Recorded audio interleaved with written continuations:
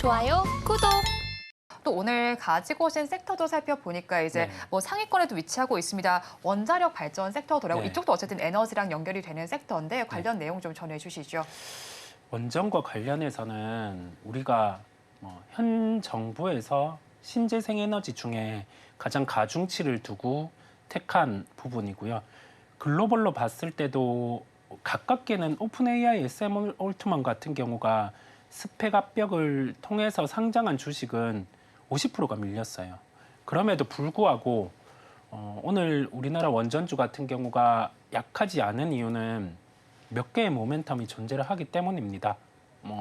가깝게는 전력과 관련된 기본 계획 네. 부분이 있겠고, 그다음에 수주에 대한 가능성이 열려 있음에 따라서 지금 종목들 같은 경우는 급등은 나오지 않는 구간이지만은 시장 대비해서는 강한 모습이 연출이 되고 있거든요. 그래서 아까 맨 처음에 시장을 언급드릴 때 두 가지 갈래로 말씀을 드렸어요. 우리가 실적이라는 부분과 함께 모멘텀이라는 부분으로 언급을 드렸는데, 이 모멘텀에 부합하는 종목군이 원전 쪽, 원전 쪽이다 보니까 좀 관심을 가지고 살펴봐야 된다는 결론입니다. 네, 모멘텀에 그럼 부합하는 그 원전 쪽에서도 종목들이 있는데 어떤 종목으로 골라오셨는지 한번 전해주시죠. 네, 종목 바로 말씀드리는 거였군요. 네. 네, 종목 말씀드리면 G2 파워라는 종목을 말씀드리려고 합니다. 해당 종목 같은 경우는 상태 감시를 진단하는 쪽. 그러면 우리가 원전이라든지 아니면은 다른 신재생 에너지의 가동이 잘 되고 있는지 그 부분에 대한 사업이 하나 있고요. 원전 기자재와 관련해서는 지금 한수원의 등급 부여를 대기하고 있어요. 네. 이거는 신사업 부분이거든요. 이게 승인이 돼야지 수배 전반 부분, 이 부분을 원전 쪽에 적용을 해서 좀 사업이 가능한 구조입니다. 실제 그 승인에 대한 가능성은 높고요. 지금은 스마트 그리드 쪽 관련된 사업 같은 경우에 무게가 조금 더 높아요. 그래서 오늘 또 좀 주가 반응이 나타나고는 있는데, 원전 관련된 부분까지 새로운 사업으로 더해질 수 있다는 점에서 목표가는 한 12,000원 정도, 손절가는 8,500원 정도를 제시해 드립니다. 네, 원전 섹터에 대해서 G2 파워를 종가 베팅할 종목으로 가지고 오셨고요.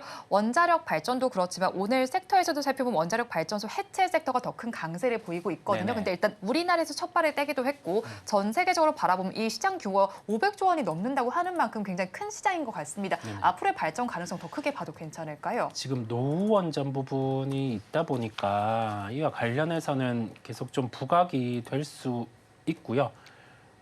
대표적으로 원전 해제라든지 노후 원전 관련돼서 계속 커버를 하는 쪽은 한전 KPS라는 기업이 있습니다. 주가는 크게 부각받고 있지는 않아요. 근데 이게 원전 수주 같은 경우가 이제 시작이 된다라고 하면은 소형 모듈 원전 부분부터 시작이 될 텐데요. 이 시작 기점으로 해서 동시에 노후 원전 같은 경우에 재설계 또는 폐쇄 이런 부분이 부각이 될 수 있습니다. 그래서 수주와 관련된 부분에서 언급드린 종목들 같은 경우를 살펴볼 필요가 있겠지만은 이와 연결돼서 노후 원전 부분 같은 경우도 관련된 종목들이 부각될 수 있기에 한전 KPS 이런 종목도 챙겨보시면 되겠습니다. 네, 원자력 발전소 해체와 관련해서도 같이 관심을 가져보시면 좋겠습니다. 이어서 PB님께서 가지고 있는 섹터도 한번 열어보도록 하겠습니다. 밸류어 프로그램에 대한 기대감과 더해서 이제 글로벌 전반을 추세를 맞춰가는 섹터인 것 같아요. 은행 섹터 가지고 오셨는데 관련된 내용 전해주시죠. 오늘 그런 이야기를 좀 봤습니다. 밸류업 프로그램의 1단계라고 하는 것이 올해 1월부터 3월까지 은행도 마찬가지고 지주사고 우리가 흔히 말하는 저 PBR 관련된 기업으로 집중이 되어 있었는데 이제 4월 정도부터는 2라운드라고 하는 표현과 함께 조금씩 섹터가 나뉘어지는 거죠. 그런 면에서 오늘 관련된 섹터를 한번 오전에 방송하기 전에 쭉 한번 다 살펴보고 왔는데요. 은행만큼 강한 섹터가 지금 없습니다. 거의 지주사라든지 기타 자동차 섹터 올라가다가 약간씩은 다 꺾이는데 은행은 힘이 참 좋습니다. 물론 지금 방송을 하고 있는 지금 시점에서는 장 초반 대비 꽤나 많이 상승분을 반납했다 하더라도 여전히 힘이 강한 건 이쪽이 아닌가 그리 보여집니다. 참고로 은행 섹터는 전반적으로 외국인들의 지분율이 계속해서 높습니다. 사회 간접 자본으로서의 역할을 하고 있는 힘도 있고요. 배당 성향이라고 하는 게 여전히 높습니다. 우리가 주조 환원 정책이라고 하는 것 중에 여러 가지가 있겠지만 한 가지는 배당입니다. 우리나라의 배당 수익률이라고 하는 것이 평균적으로 미국에 비해서 거의 절반밖에 안 되는 상황인데요.